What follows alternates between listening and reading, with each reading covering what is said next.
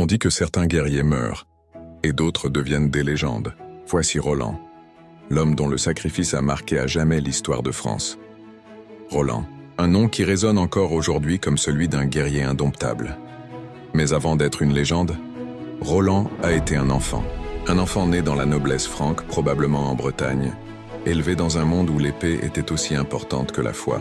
Dès son plus jeune âge, Roland est décrit comme un garçon vif, courageux, un enfant qui ne reculait jamais, même face à des adversaires bien plus grands que lui. On raconte qu'à 12 ans déjà, il maniait l'épée mieux que certains soldats adultes. Son tempérament, fier, impétueux, impossible à briser. Et c'est ce feu intérieur qui va attirer l'attention de Charlemagne lui-même. À l'adolescence, Roland rejoint l'armée franque. Très vite, il se distingue par son audace. Là où d'autres hésitent, lui fonce. Là où d'autres négocient, lui agit.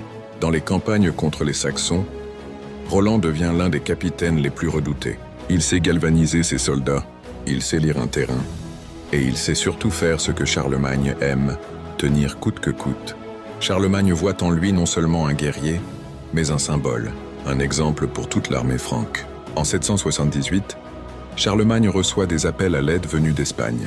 Des souverains musulmans rivaux, en conflit entre eux, demandent son soutien contre l'émir de Cordoue. Pour Charlemagne, c'est l'occasion rêvée d'étendre son influence au sud des Pyrénées. Il accepte, mais la réalité sur place est bien plus complexe que prévu. En arrivant en Espagne, Charlemagne découvre des alliances fragiles, changeantes, parfois même mensongères. Certaines villes ouvrent leurs portes, d'autres se ferment totalement, notamment Saragosse, qui refuse de se soumettre malgré les promesses faites. La campagne tourne alors à la désillusion.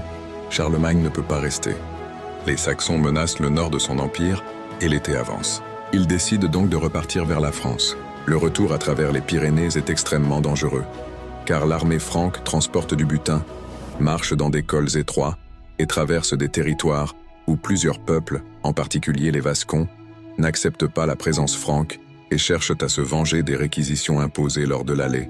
Cela transforme le trajet en une succession d'embuscades possibles, où le moindre passage peut devenir un piège mortel. Les Vascons n'ont rien oublié. Au passage de l'allée, l'armée franque a réquisitionné des vivres et imposé son autorité.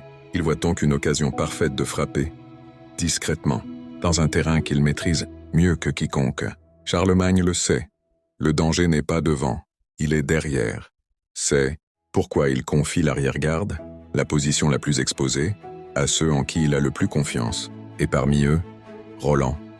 En franchissant le col de Roncevaux, Roland et ses hommes tombent dans une embuscade.